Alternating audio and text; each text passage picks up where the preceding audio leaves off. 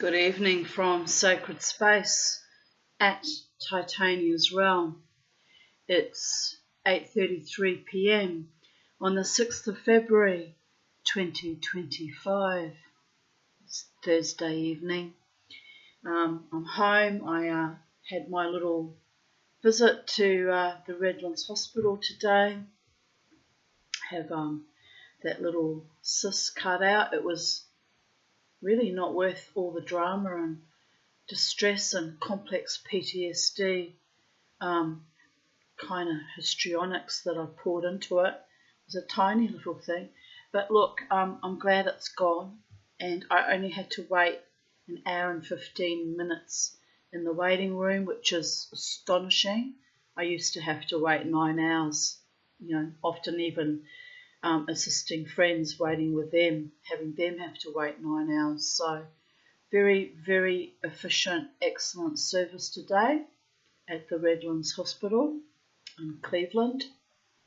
Very impressed. The staff were very friendly and professional and very kind to me, which is also unusual. It's why I get so triggered before I have to go to hospitals. Historically, it was very, very bad.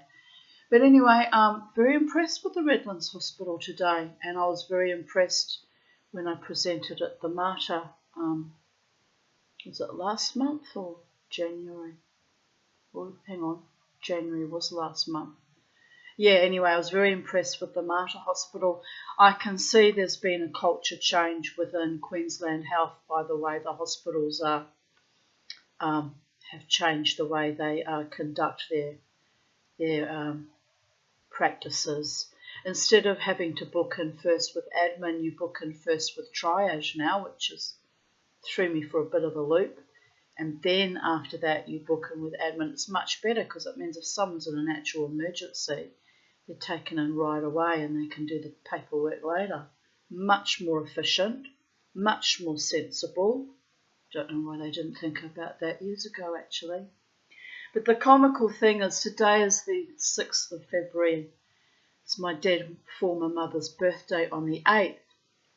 And I always joke how that woman, the woman whose uterus I grew in and was elicited from via caesarean section. So I was not born of that woman, just saying. It's the only thing I can say that is my saving grace, actually. Anyway, that woman, my progenitor, my mother, always manages to find a way to haunt me on her birthday, usually on the 8th of February, or on her yahrzeit, the anniversary of her death, which is the 7th of March. So here's the astonishing thing. So my beautiful friend Lynn drops me off at Redlands Hospital and had arranged to pick me up when I'm ready to come home, which was very kind of her, but didn't want to sit around with me. And I don't really see the point, You're just sitting in a waiting room. It's not that bad. Except when it takes 9 hours like it used to in the old days. But anyway, so she drops me off and I go up to the triage window and they say, "You're here to see a doctor." I was so confused because I was expecting an admin officer to give me, 1,000 million Gestapo type questions, right? So I'm looking at her and I went, I'm here to, I have a cyst and I'm hoping to get it removed today. So yes, I guess that means I'm hoping to see a doctor. Looking very confused. And the nurse at the triage took me in straight away and took my blood pressure and, took some details from me. And she said, "Go to the next window now," to the admin officer. So went over to that young lass. And so she asks my date of birth, which I thought was strange because I thought, wouldn't you ask someone's name first? And anyway, but she must have already had the details from the triage nurse. So I give her my date of birth, and then she says, "Is your address 19 Jellicoe Street?" And I immediately go pale and freak out because that's my mother's former address. I had to think for a moment, how could they think that I lived there? I haven't lived there since 1996, when I lived with my mother for 8 months, which was a fucking nightmare and a disaster, but it was that or be homeless. I didn't have an option. So I freaked out. All these memories came flooding back, and I thought, oh my God, they've got really old records on my file, my patient file at the Redlands, because it must be that long since I've presented to the Redlands Hospital. I thought all the records were the same right across Queensland hospitals, but clearly they're not. Hadn't been updated at Redlands anyway. So I kind of looked at her and went a bit pale. And then she said, is your neck? I said, no, I'm at Diamond Street. Diamond's a girl's best friend. She smiled. She was a nice young lass, friendly. Not like the draconian Gestapo, vicious Rottweiler fucking admin staff I had to deal with at the QE2 when I went for my last colonoscopy, which was, after that I swore they'd never get near my assets again. Haven't gone back for a while. I'm almost thinking maybe I should, take that up again, because they treat you much better these days. But no. They'll have to build a bit more trust with me before I let them near my posterior regions ever again. But anyway, so then the young lass, the young admin assistant, said to me, is Gisela still your next of kin? And I really freaked out, because she pronounced my mother's name right, and not many people do. Not many Anglo-Saxon people know how to pronounce that when they read it out. I was very impressed by this, but obviously that young lass has got German ancestry somewhere along the way, or knows a Gisela, because not many people know how to say it right. So I freaked out on that score, and then I freaked out on the score that they thought I'm living still with my mother, Gisela, at 19 Jellicoe Street. So the penny starts dropping. I thought, oh, they've got me on some really old records, So I said to her, no, she's not my next of kin. In fact, she's been dead since 2010. And then she looked at me and smiled, and, okay, who is your next of kin? So I gave her those details and the address, and just, one of my dear friends.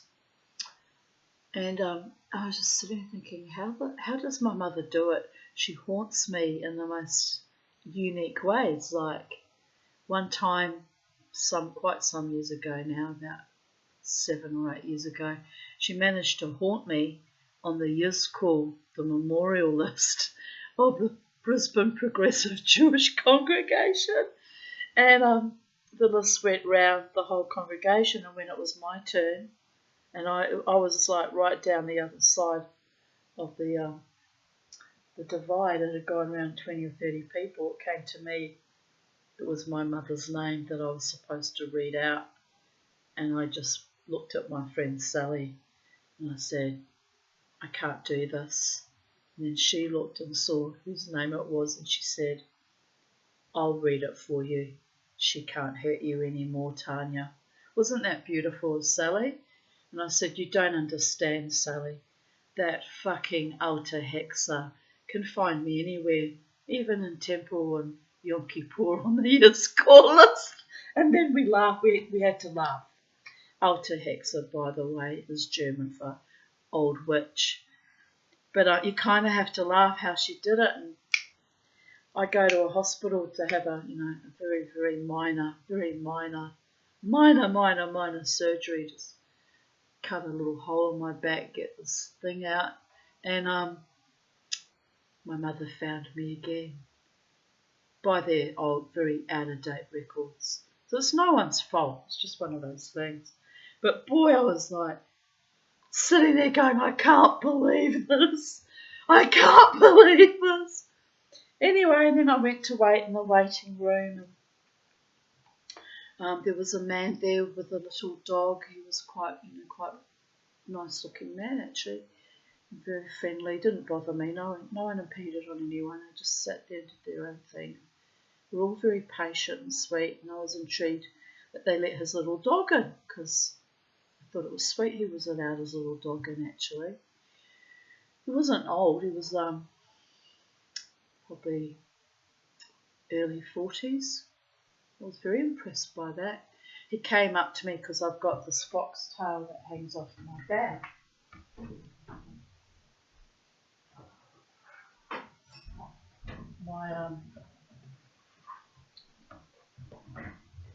My shamanic looking bag, it's very Native American, Indian looking.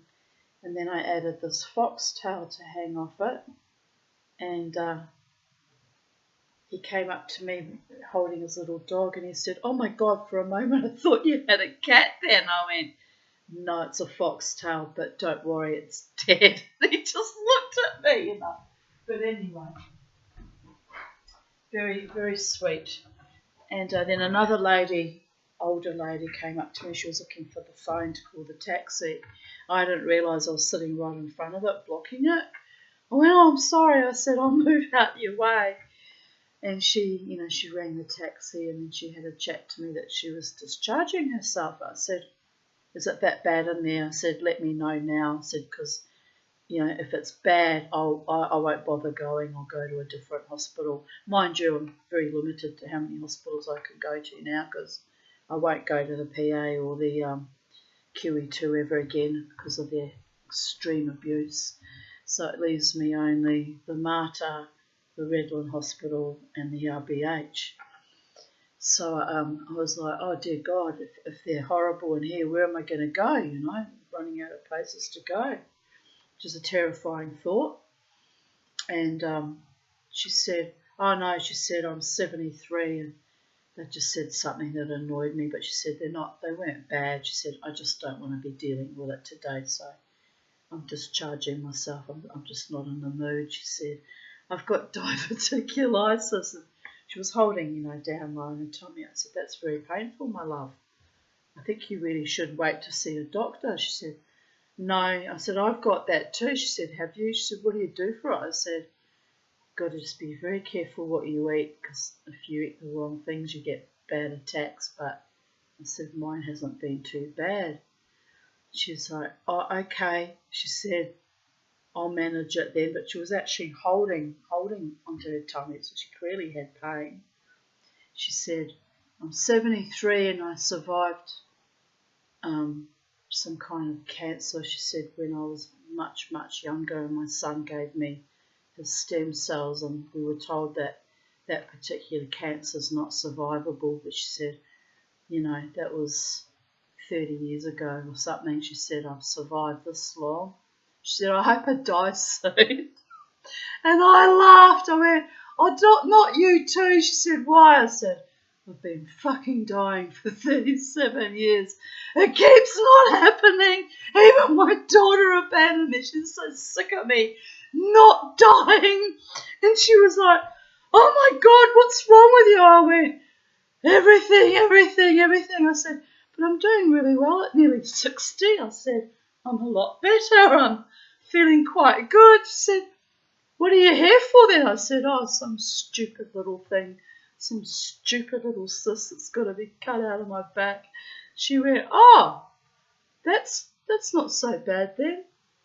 Anyway, the doctor, the lovely young woman doctor that called me in, she said to me, "Are you on any," because, standard question they have to ask in hospital. She said, "Are you on any medications?" I said, "Oh no, just my vitamin D and my folic acid." She looked at me funny and I went, "Yeah." I said, "I carry Ventolin everywhere I go for my asthma." I said, "But I haven't actually needed it, although I'm a little bit puffy tonight, but it's because I worked myself into a tizzy with my complex PTSD anxiety about going to hospital today." But I said to her, "Yeah," I said, I'm not on any medications, doctor. I'm doing really well for someone who's pushing 60 in a few months." Well, less than a few months, what's the date today? 2 months and 6 days. She was like, "Oh," she said, "but that's excellent." And I was like, I was really proud of myself. I was like, yes, for someone who has come very, very close and has actually died 15 times in my life up until July last year, I'm doing remarkably well. It's amazing what happens when you're a stubborn, ornery old witch and you just don't give up and you keep fighting for everything. Eventually you push yourself to some other paradigm where you get better. If it weren't for these stupid things I keep getting in my back on every couple of years or so, I'd probably be a lot better. Anyway, yesterday I had my debrief with my psychiatrist, and I was sitting in the waiting room, and he called me in, and I stood up from the couch, and there was enormous, two loud cracks, and his secretary or receptionist, who's a lovely woman, Des, she said to me, "What was that?" I said to her, "Oh dear goddess." She said, "No, what was it?" I went, "Both my knees cracked in unison when I stood up." I went, "I'm getting old." And she went, "Oh my God." We just looked at each other and laughed. It was weird though, it was right behind both kneecaps. We simultaneously. So I might be doing better health-wise, but my joints are got a lot to say about that. Anyway, they weren't painful, they just cracked. It's funny, it's a funny old world. Anyway, my beautiful Lynn picked me up, and we arranged to pick me up from the bus stop actually, because I said it'll save you having to drive in, and she's got terrible anxiety like me, and we had trouble finding how to get the car and where the actual entrance was and how to get in, how to get out. We had all sorts of dramas.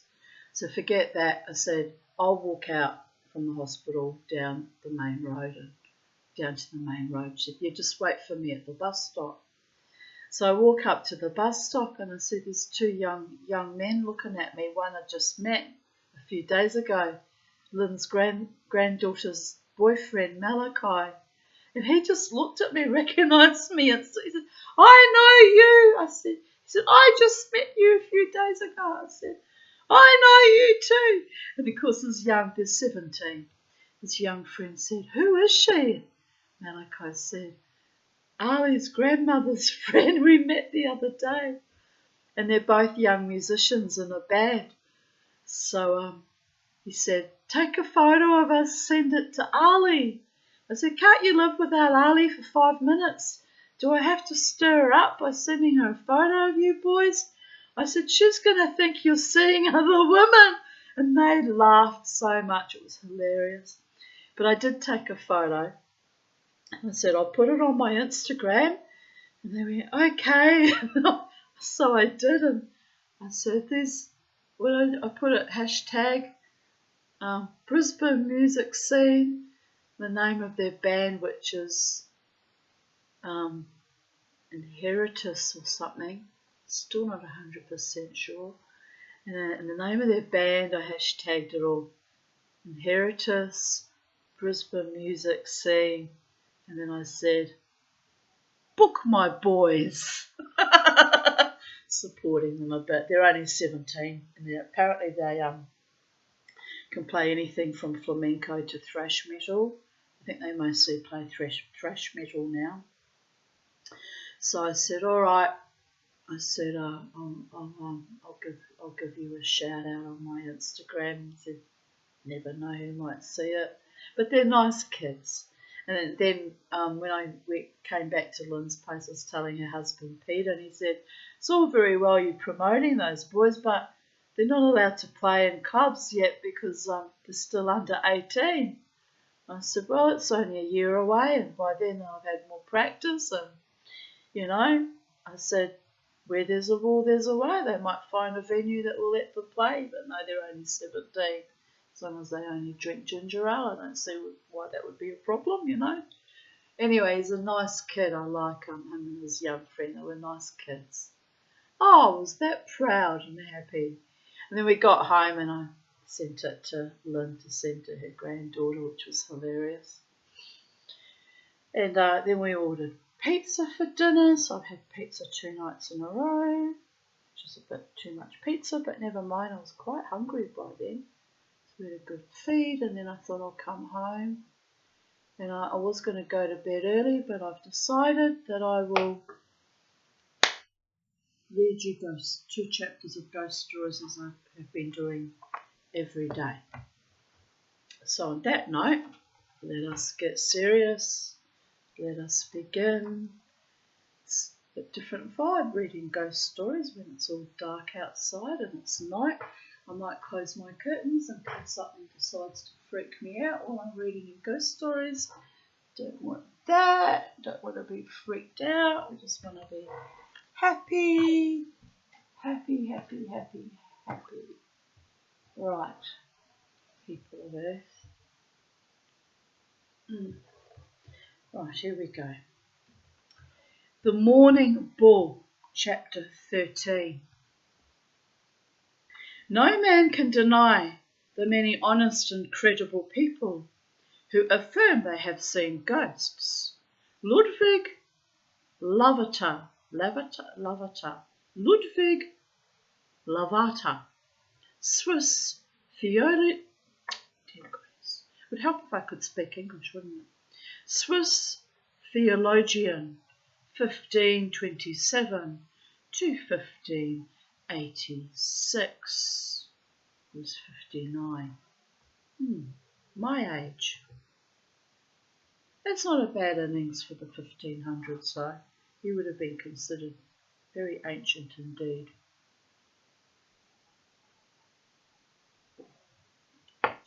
Right. Let us continue. Few ghost stories are as reliably attested to as the one known as the White Bull of Yeumbara. Yeumbara?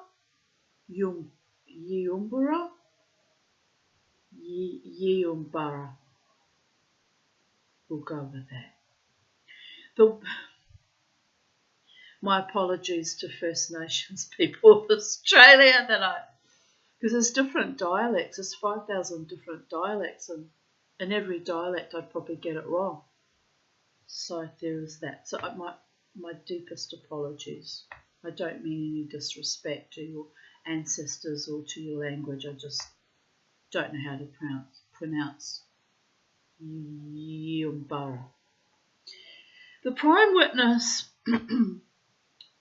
I mean, I couldn't pronounce the Swiss name Lavater either, so it's not just, First Nations languages I struggle with. I struggle with theologian as well. It's like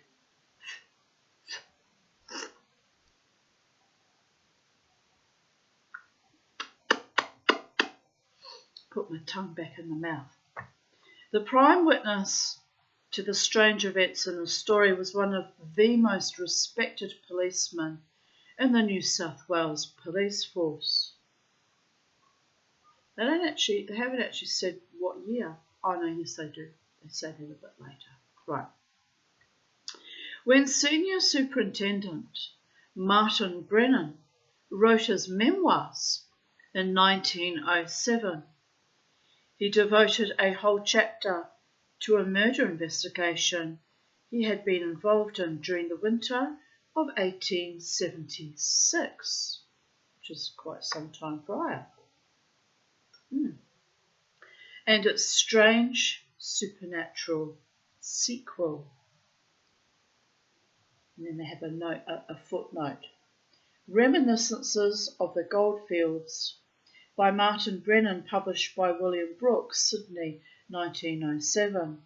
Brennan's account of these events has a policeman's thoroughness and concern for detail, but his memory fails him on the names of some people and places.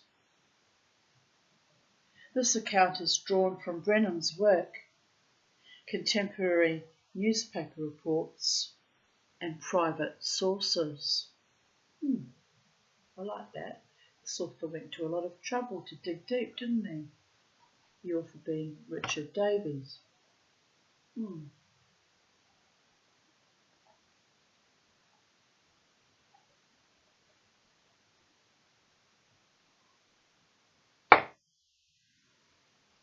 Right, sculled my cup of tea because it was going cold. I hate cold tea, people of Earth. Right, where were we? At the footnote. Martin Brennan was then a senior sergeant in charge of the Queanbeyan district of New South Wales. On 28th June, Brennan received word that a shepherd named Jeremiah McCarthy had been murdered at a remote spot near the boundary of the Queanbeyan and Yass police districts. By arrangement, Senior Sergeant Brennan and one of his troopers met with an inspector and another trooper from Yass, the local coroner, and a hastily recruited jury at the scene of the crime. The place was called the Wash Pool, an isolated spot on the banks of the Murrumbidgee River, a few kilometres from the present town of Murrumbateman.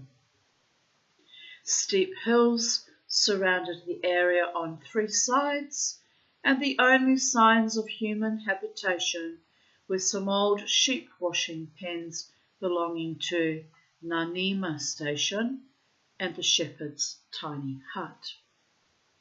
The nearest homestead was Yeelborough, a few kilometres away.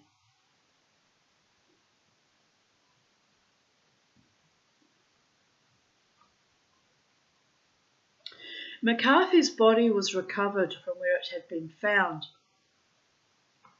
partly concealed in sparse scrub. It was carried back to the hut, where the coroner examined it and conducted an inquest. The shepherd had been shot in the head, then the front half of his skull hacked away with a sharp implement. It's not very fucking friendly, is it? Awful. 32 pieces of lead shot were removed from what was left of his brain. That's an awful lot of lead shot.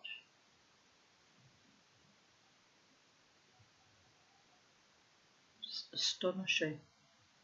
The jury brought down a verdict of willful murder by person or persons unknown, and the gruesome corpse was hastily wrapped in 2 blankets found inside the hut and buried close by. The inside of the shepherd's hut was disordered. Several religious books that the victim had been fond of reading were scattered about.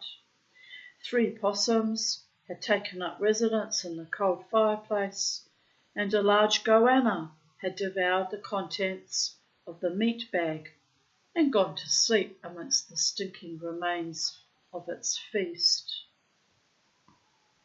The flour and sugar bags had also been tampered with. At first it was thought the animals were to blame, but when an empty strychnine tin was found and large amounts of the deadly poison detected in the flour and sugar, the evidence pointed to the murderer. There were also clear boot marks on the dirt floor, 1 pair belonging to McCarthy and another, much larger set, made by someone wearing 2 left boots. The policeman then rode to Nanima Station to speak to James Ramsey, McCarthy's employer. Ramsey confirmed that McCarthy had been 45 years old, single, sober and well-read, and had worked on Nanima for many years. Good shepherds prepared to live in wild and lonely spots with only their flock and a sheepdog for company were rare. Ramsey was very sorry, he said, to lose such a reliable one. Next, the police called on called at Yeumbarra, where Charles Hall could give them little information, and at Ginninderra, another local station where William Davis had some startling news. On the evening of McCarthy's murder, Davis had found a villainous character called Mad Tom the Soldier in his kitchen.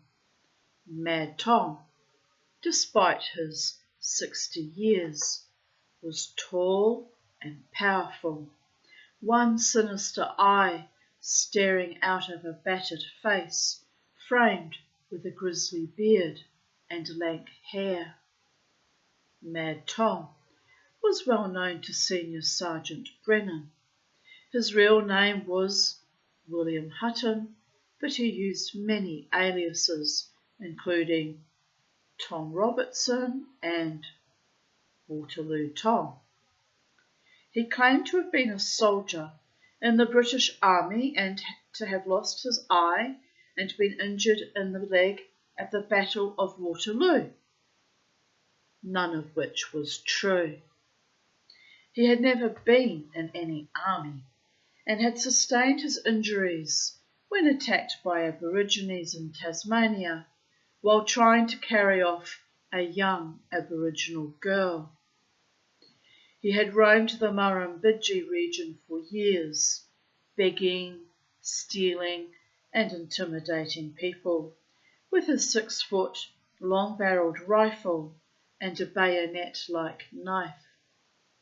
The police suspected him of many crimes, but had not been able to convict him. Davis said that Mad Tom had asked whether the shepherd McCarthy was still at the washpool. The station owner and his men sent him packing, but discovered the next morning that a blanket, a left boot, and a tin of strychnine were missing. The police had their culprit. Mad Tom the Soldier was tracked down and let off one shot from his murderous gun before being overpowered and taken into custody. He was wearing 2 left boots. The police were determined to get a conviction this time and decided the victim's body should be exhumed excuse me, and the blankets retrieved as evidence. Senior Sergeant Brennan, the inspector from Yass, and 2 troopers returned to the washpool a few days later to carry out this gruesome task. What happened that day is stranger than fiction. Brennan takes up the story. It was a beautiful clear day. The sun's rays shining on the river, but this changed as we stood beside the grave. Suddenly, an extraordinary cumulostratus, spelling in situ, cloud or woolpack, descended, enveloping the mountains and casting deep shadows over the washpool. We commenced the work of exhumation, but just as the spade touched the timber slab that covered the body, there was the sound of a terrific explosion. The ground trembled and seemed to sink beneath our feet. A great rumbling sound reverberated through the valley for some seconds, followed by a tremendous roar from the hilltop above us. Suddenly, we observed through the gloom a huge bull of immaculate whiteness rushing down the slope towards us. We promptly sought the protection of some trees close by, drew revolvers, and stood in readiness for defence. But this was unnecessary, as the animal, on reaching the open grave, stopped suddenly, and with head erect surveyed the surroundings, pawed the earth for a few seconds, then lay down beside the grave, moaned piteously, and expired.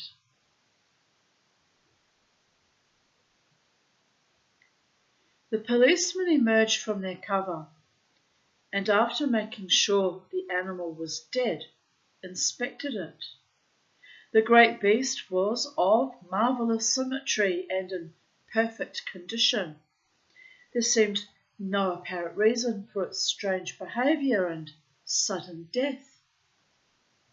By this time, the 4 policemen were thoroughly unnerved. They hastily completed their task, but had neither the energy nor the inclination to bury the huge carcass of the bull. 2 days later, Senior Sergeant Brennan sent one of his troopers back to the wash pool to bury the poisoned flour and sugar and to make an inventory of the contents of the hut.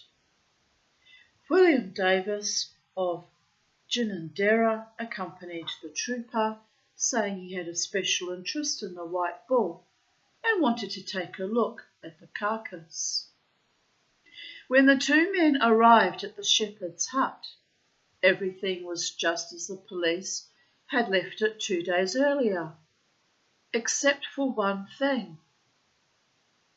The bull had vanished.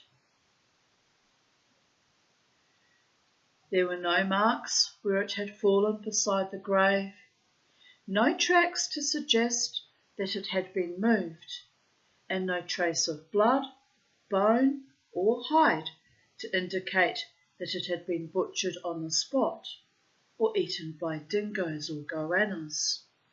In fact, as the trooper remarked to Davis, it was as if the huge animal had never existed. This strange sequence of events puzzled Martin Brennan for the rest of his days, and when he came to write about it 30 years later, he was no closer to finding an explanation than he had been in the winter of 1876. Some elements in the story can be explained by natural phenomena combined with coincidence. The sudden appearance of a cumulonimbus stormhead and a single crash of thunder would account for the mysterious cloud and the explosion. If the area was then shaken by an earth tremor, the dramatic prelude to the appearance of the bull could be explained. But the animal itself cannot. No one in the district owned such a distinctive and valuable beast. No cattle had been driven through the district for months, and it had been a hot, dry year along the Murrumbidgee without any rain, so there was very little green vegetation for a stray animal to survive on, let alone maintain such perfect condition. Martin Brennan believed that the animal was supernatural and admitted so, using the terminology of his time. I am aware, he wrote, that those who allege to have seen ghosts, apparitions, and mysterious manifestations are looked upon as weak-minded and superstitious, but unable to account for what 4 police officers in perfect health and with all their faculties unimpaired witnessed. I conclude it to have been a psychological phenomenon. Many years after Brennan published his account of these events, some new pieces of evidence came to light that had not been known to Brennan. William Davis's interest in seeing the carcass of the bull, which Brennan puts down to curiosity, was more than that. Some time before the murder of Jeremiah McCarthy, Davis had been out shooting with friends on Hall's property, Yilburra, when they were charged by a large bull. Davis, a crack shot, raised his rifle, fired once, and dropped the animal in its tracks. The bull died instantly, a few metres from his feet. Later, when he heard about the appearance of a ghostly white bull at the murder scene, Davis wanted to see if it bore any resemblance to the animal he had shot. Perhaps he was less surprised than the trooper when they found it had vanished into thin air. The second twist to the story belongs to more recent times. A descendant of Charles Hall of Yilburra asked his aged aunt about the story of the ghost bull. The old lady told her nephew that there was no doubt about the bull's existence. She had, she said, seen it herself. "Oh, I've seen it a few times," she said, as though seeing the ghost of a massive, pure white bull was nothing special to remark on. "It comes back every time one of the family dies. I remember it suddenly appearing on a ridge near the homestead at sunset one evening during the last war. There was a brilliant pink sunset, and at first it was just a big, dark silhouette against the sky. The thing stood still for maybe 2 or 3 minutes, and we all watched it. Then it raised its head, shook its horns, and let out a tremendous roar that echoed around the valley. It turned then, and the light caught its hide, and for a moment it shone, a bright, glowing white. Then it was gone. Next day we found out an uncle, he was a soldier fighting in the Middle East somewhere, had been killed in a battle. Finally, if you're wondering what happened to that other soldier, Mad Tom, he was sent for trial before a judge who happened to be a real old soldier, a retired lieutenant colonel with a soft spot for ex-servicemen. The prosecution pointed out that Tom was a liar, a thief, and a murderer, and that he had not even been born when the Battle of Waterloo took place, but the gullible judge could not bring himself to send Tom to the gallows, and gave him a prison sentence instead. Mad Tom died in prison, delirious and crying out that he was being trampled by an invisible white bull.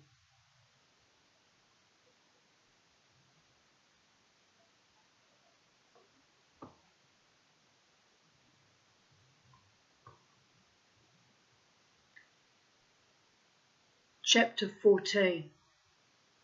Suffer the little children.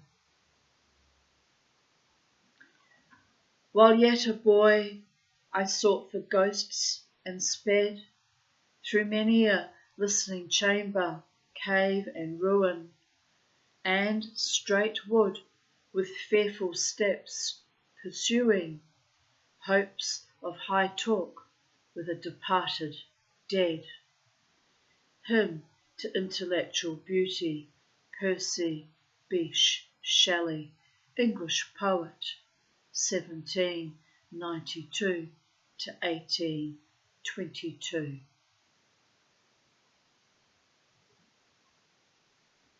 That can't be right. He would have been 8 in 1800. He only lived to 30.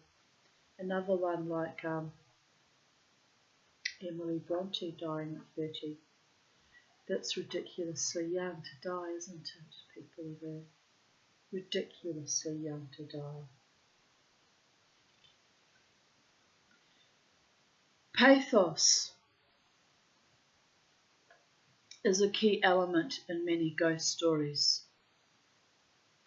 It is natural for us to feel sad for the terrified victims of haunting, but equally true that we can't avoid feeling sorry for the plight of many of the ghosts, even while they are chilling our blood and making our hair stand on end. When the ghost in a story is that of a child whose entire life has been cruelly snatched away by fate. Excuse me, I've got reflux again. Then the pathos can be almost unbearable, as the next story illustrates.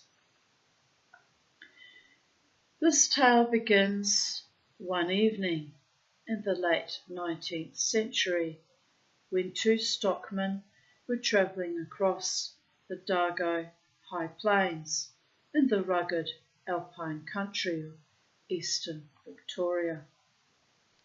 It was almost dark when they stumbled upon a deserted hut deep in the bush and decided to camp there for the night. They lit a fire in the crumbling fireplace and spread their bedrolls on the floor among broken furniture and mice-eaten newspapers. You wouldn't like to sleep in mouse-eaten newspapers. Yucky. During the night, they were awakened by the sound of sobbing and were startled to see a little girl, dripping wet and crying piteously, standing in the doorway. The men called to the little girl to come inside to the fire and made to get up, but before they could, she vanished. They went outside, cooeyed, and searched, but couldn't find her. So I've just received some weird random. Some sleazebag trying to hit on me on the Instagram. Hilarious. Want to have a laugh? Hi, you look so familiar. Where did you go to high school? I didn't go to a co-educational high school, that's for sure, baby. I'll be ignoring that, I think. I will most definitely be ignoring that. Oh, you have to laugh. All the lonely people, where do they all go to? Or does it come from? Who knows? Anyway, it's odd. It's odd, the strange things that you get popping up from social media. Half the time it's bots too, just phishing scammers, phishing for information. But anyway, kind of have to laugh.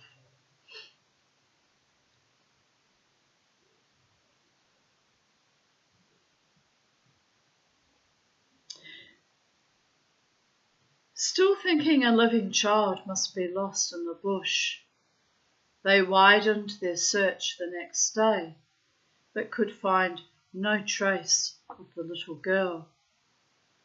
By daylight, the stockman could see that the hut and its surroundings were a melancholy sight.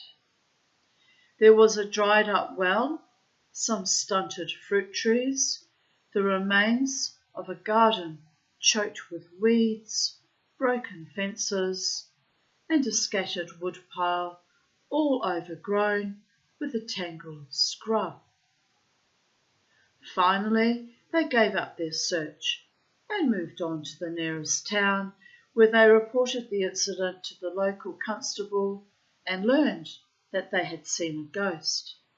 Some years ago, they were told, a couple with a large family had tried to make a go of it in the bush, but failed. Eventually, they were forced to walk off, leaving everything they had laboured for behind.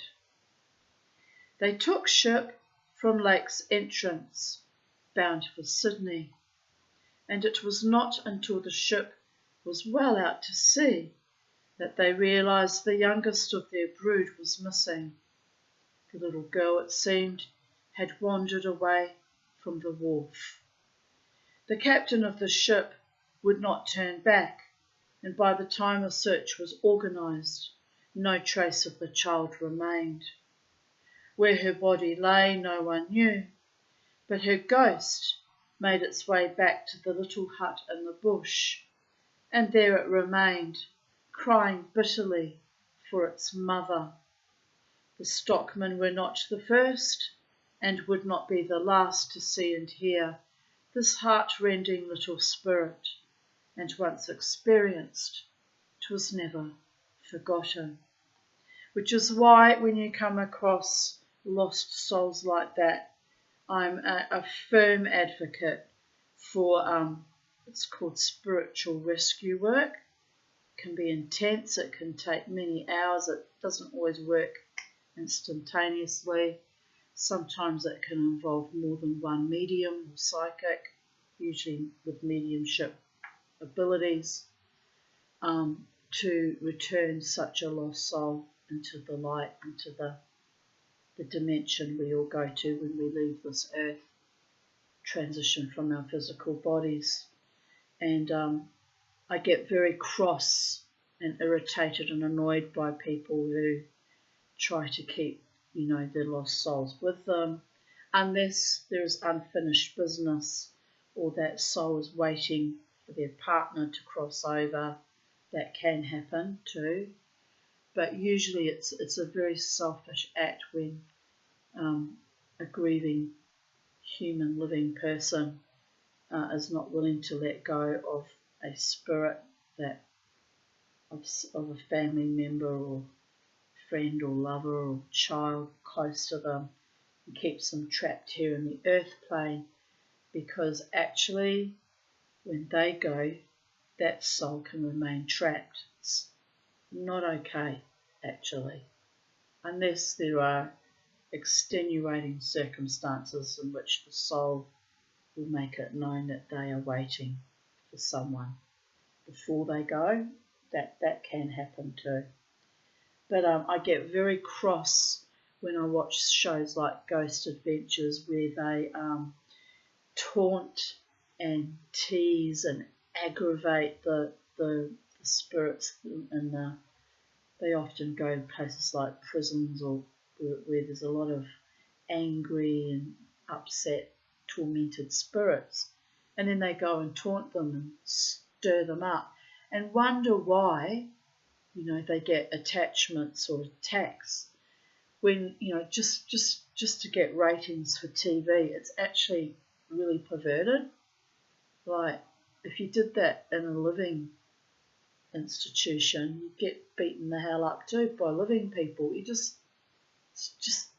not okay, actually. And I hate watching shows like that. I just think it's disrespectful and dishonouring of those who are no longer, in physical form, and actually don't deserve that level of disrespect either. And even if they were bad people when they were alive, they're trapped in that space. They can't actually evolve or learn new lessons or reincarnate and be made to live their lives out again and do things differently. They're trapped in this space, and then these idiots that come to produce these, to put on these shows, are just so dishonouring, and I don't agree with that. those lost souls that make themselves known that they're trapped should be rescued, which means help to move on into the next dimension, wherever they're meant to go wherever they were originally meant to go, but somehow got trapped here in our plane. That's just my opinion on that. Not everyone has to agree with me, but I just don't like any soul being dishonoured or disrespected, dead or alive. It's just, there's no need for that behaviour. So it is what it is, people of Earth. Just trying to find out who this idiot was talking to actually. Is the face behind Hot Husband. Hi! It was just something I was looking at earlier. Just intrigues me. It's not even on that comment. I don't know. Maybe Instagram deleted it because they could see they're trolling. So that's good. I'm all good with that. I'm all good with that, people of Earth. Saves me having to deal with it if they've dealt with it for me. Yay!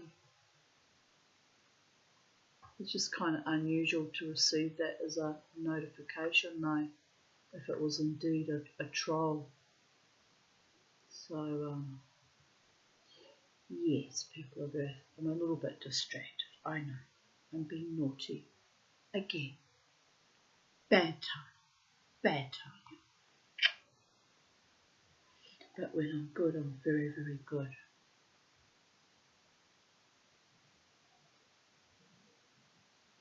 At what I don't know.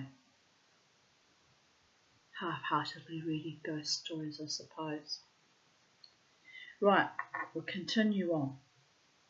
Also from Victoria, the state of Victoria in Australia, here in Australia. This time from the comfortable Melbourne suburb of Kew. I've actually been there. It's next door to where my former brother-in-law used to live at Auburn. Had some wonderful nuns drive me to his suburb when I came for my conversion process when I was 19. Flew to Melbourne for my conversion examination. And I was very nervous because I didn't know how to get to my brother-in-law's place. And he was being a pig and refused to take a bit of time off work to pick me up from Tullamarine Airport, which is a fair way out, but you know, your soon-to-be sister-in-law, you think it's the least he could do, am I right? Knowing that I was only a teenager. Nasty he was, to get your own way to my place. And I have serious anxiety issues and serious complex PTSD, so it was actually quite nasty of him. Anyway, I was on board the flight next to a Catholic nun. As fate might have it, we struck up a conversation. She was dressed in civilian clothes, but I happened to observe she was writing a letter to a Sister Margaret somebody. And we struck up a conversation. I said, "Oh, you're a nun?" She said, "Yes, I belong to a very progressive order, and we're going to fly to Rome, and we're going to have an audience with his second in command, the Pope's second in command, some cardinal." She said, "We're disappointed we don't get to actually meet the Pope himself, but the second in charge is still a great honour." She was a wonderful woman and drank heavily. I said, "Why are you drinking so much, sister?" She said, "Oh, I've got an ear, nose and throat infection. It's for medicinal purposes." Anyway, in the course of our conversation, I explained that I was flying over for my Jewish conversion and that I was very nervous about how to find my way to my brother-in-law's home in Auburn. She said, "Auburn?" I said, "Yes." She said, "Our convent's in Kew, the next suburb over." She said, "When we land," she said, "and get our baggage," she said, "I'll ask my sisters who are picking me up if they'd be willing to give you a lift to your brother-in-law's place, since it's right next door to where we're going anyway." You could have knocked me down with a feather. The good Lord moves in mysterious ways, am I right? So I said, oh, sister, if your sisters would do that for me, I would indeed be very grateful. I'm not good at travelling and finding my way around. I have terrible anxiety. She says, don't worry, my dear, she said, everything will be taken care of. So we get off the plane. She's staggering very drunkenly. We go and get the baggage. She heads off ahead of me and I ran behind her. She's, drunk as a skunk, rolling along. I run along behind her, and the sisters are waiting and they're grinning and looking at her, looking at me, wondering who I was. One of the sisters said, Sister so-and-so, I do believe you've been partaking of the sauce. She says, yes, I've got an ear, nose and throat infection. Anyway, it was delightful. She said, this young lady, she said, was beside me, seated beside me on the plane, and she's converting to Judaism. She's going to stay with her future brother-in-law to be, and she said she's very nervous, and I offered her a lift. Would you mind giving this young lass a lift? And the other two nuns said, not at all, get in the car. So we all piled in their car, which was quite a small car. It was quite squishy, but we all piled in. And they drove me to my brother-in-law's home. Now bear in mind, he had refused to pick me up from the airport, right, because he was working. But when I arrived, he was waiting out the front and he said, Who brought you here? I said, oh, they're Catholic nuns. They're from the convent next door at Kew. What, he said? What? You got a lift with Catholic nuns? I said, the Lord moves in mysterious ways. Always looks after me. Bill, never underestimate the power of the Tanya. He just freaked a bit out. I waved goodbye to the nuns and blew them kisses. They were very lovely women, all in, early middle age. Very sweet to me they were. I never forgot that, Never forgot that. Their kindness to me. They were quite delighted that I was converting to Judaism. I thought they'd see it as competition. But they said, oh, no, we're all on the same path. We're all, we're all believers in God, and we're all, brothers and sisters under the one God. And yes, they were delightful women, very, very down to earth and kind. All my Catholic school friends that were Catholic in my neighbourhood that I grew up with used to always go on about how awful and evil and cruel the nuns were in their school system, but these ladies were very kind to me. Hand-delivered me to my Jewish brother-in-law's house, who was actually being spiteful and didn't want to pick me up from the airport. Revenge of sweet babies. Anyway, so this time from the comfortable Melbourne, and it is a very comfortable suburb, very wealthy suburb of Kew, comes another touching story of the ghost of a dead child, in this case, a small boy. An old house that still stands in Barker's Road was the home of a prosperous family in the 1890s, and is still, legend has it, the haunt of the tiny ghost. The father of the family was strict even by Victorian standards. By this they mean Victorian in the 1890s, not the actual state of Victoria where they also are in.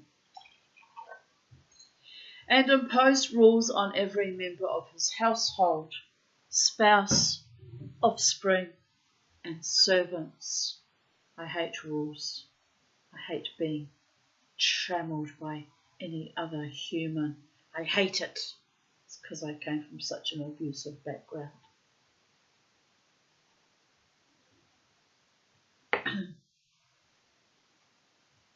And he meted out stiff punishment when anyone defied them. Exactly how the youngest son in the family, aged around 6 years, managed to stir the wrath of his father one day is unclear. Perhaps he spoke out of turn or slid down a banister, but the punishment he suffered is a matter of record. The father locked the child in his upstairs bedroom, denied him his supper, and threatened to deny him his breakfast if he didn't bow to his will. The little lad apparently had an adventurous streak and decided he would escape from his bedroom window and run away from home. His head was likely filled with exciting plans about joining a circus, becoming a midshipman in the Navy, or a daring bushranger, while he carefully knotted his bedsheets together to form a rope. One end of the makeshift rope was then tied to a bedpost, and the other lowered out of the window.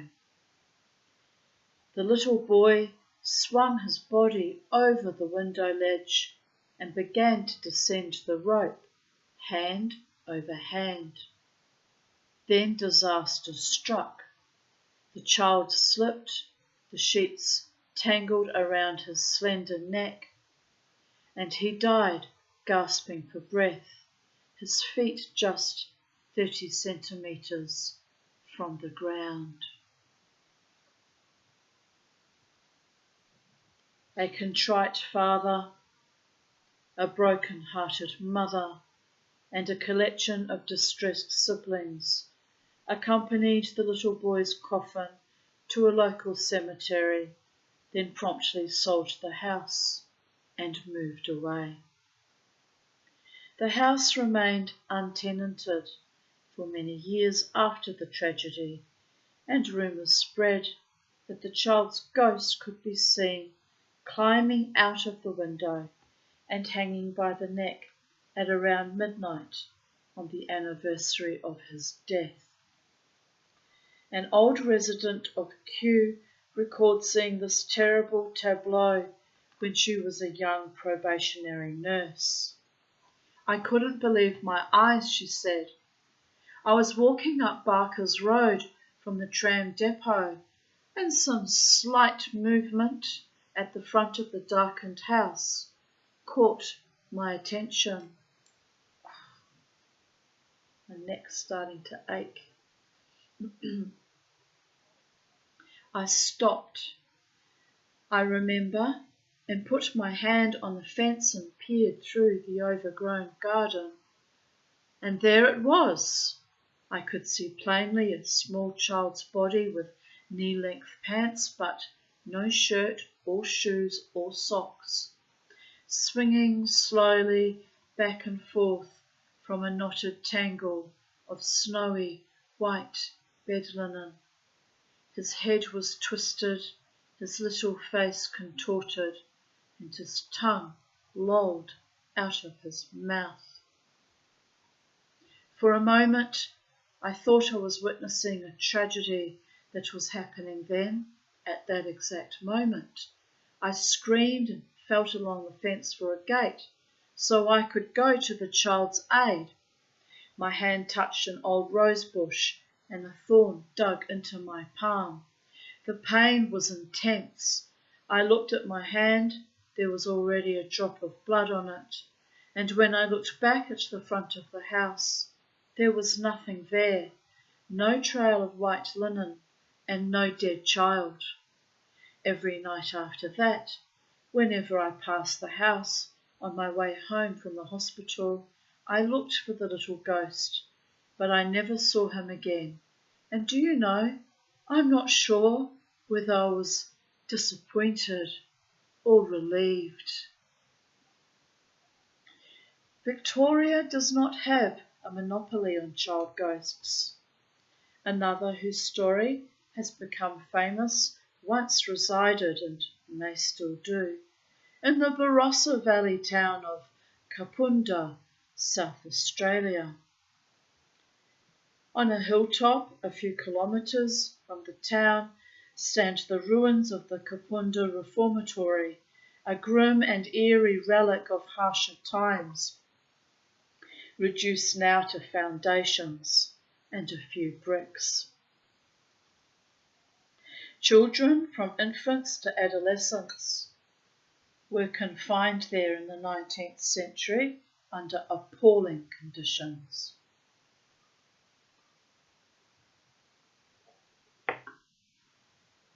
Most were accused of petty crimes they may or may not have committed, and a few were put there simply for convenience by parents who did not want to acknowledge them. Underfed, poorly clothed, and seldom allowed to enjoy sunlight and fresh air, dozens of short and miserable lives ended in suffering within the reformatory's cold stone walls. At the bottom of the hill, below the ruins, is an old graveyard.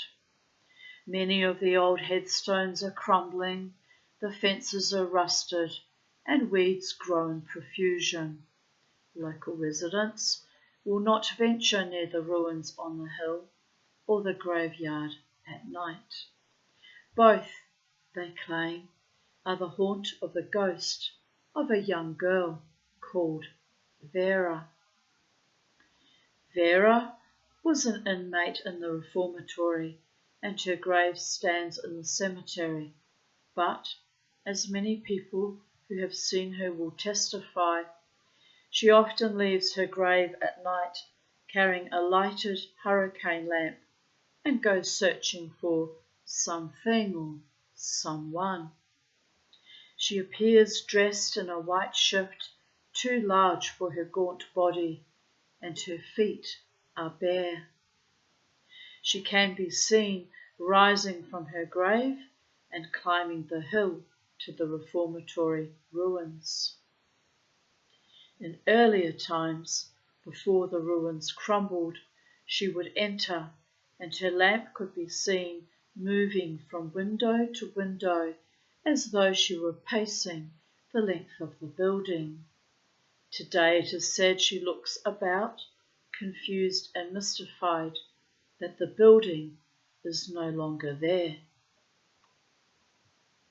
Observers who have had the courage to remain have watched her return to the cemetery, stop at her grave, condense into a thin strip of intense light, then slide noiselessly back into the earth. The letters capital V, small e, small r, and A inverted so the E looks like a 9, were often found scratched on the walls of the reformatory, and are still occasionally spotted drawn in the hard-baked earth of the graveyard.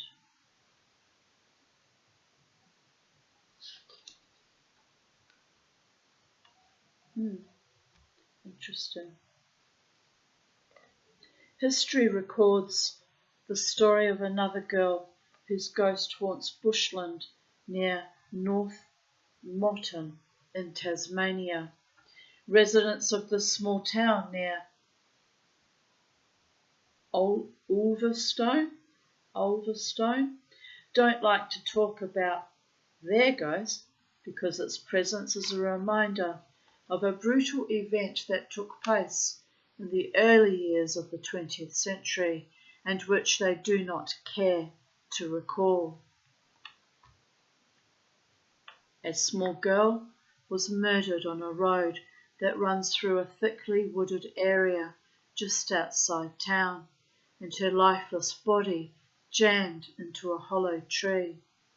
Police reports also show that a piece of jewellery she had been wearing had been forced down her throat.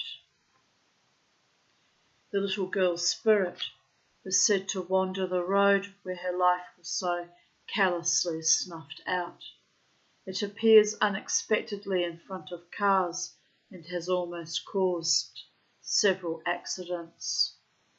One moment the road was empty, one driver reported, and the next this kid was standing in the middle of the road.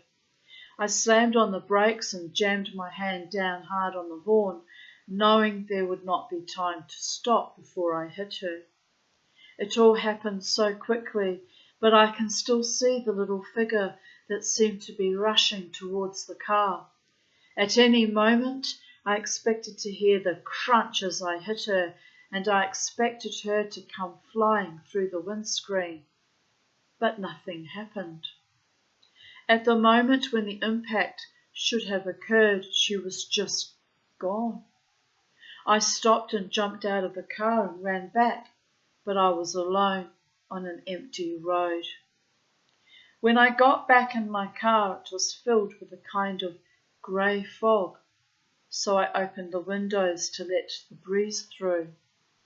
Next, I heard a faint sound coming from far off in the bush. It was an unearthly, wailing noise like I had never and have never heard coming from a human throat. I hit the ignition and the accelerator, putting as much distance as I could between me and whatever it was I had seen and heard. Of all these stories about the ghosts of children, perhaps the most touching comes from another part of Tasmania, the Hobart suburb of Newtown, where a charming little spirit was said to occupy St. John's Anglican Church, the oldest church still in use in the city. Picture, if you will, this gaunt Gothic chapel on a Sabbath morning in winter around the middle of the 19th century. In a cosy, boxed-in pew close to a large fireplace where logs blazed brightly sits the governor and his family, decked out in their winter finery. Arrayed in similar pews behind the viceroy sit his aides, officers and their ladies, and the local gentry. Sputtering whale oil candles fixed to the pews light their hymnals and prayer books. Merchants, tradesmen and seamen with their plump wives and well-scrubbed children rugged up against the bitter cold fill the farthest reaches of the gloomy nave. High above the rest of the congregation, in the gallery on the southern side of the church, 100 or so emaciated convicts, male and female, huddle together on hard benches under the watchful eye of their jailers. Admission to this bare and draughty eyrie is by way of a narrow enclosed staircase, barred by 3 doors, unlocked and locked in succession as the convicts pass through. The great doors of the church are also securely fastened in case some rash individual should attempt to escape. Opposite the convicts' gallery runs a second gallery, and here, shivering in threadbare uniforms, are the miserable and perpetually hungry inmates of St. John's School for Orphans, located next door to the church, the abandoned offspring of convicts and paupers, unwanted children of mixed parentage, and the small, confused survivors of disease and accident.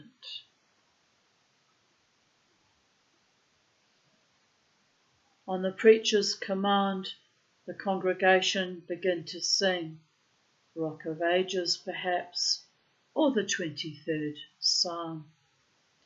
And above the cultured voices from the nave and the gruff mutterings from the convicts' gallery, rise the tremulous voices of the orphans, intoning words they barely understand, fearful that any lapse of memory or volume will earn them a box around the ears.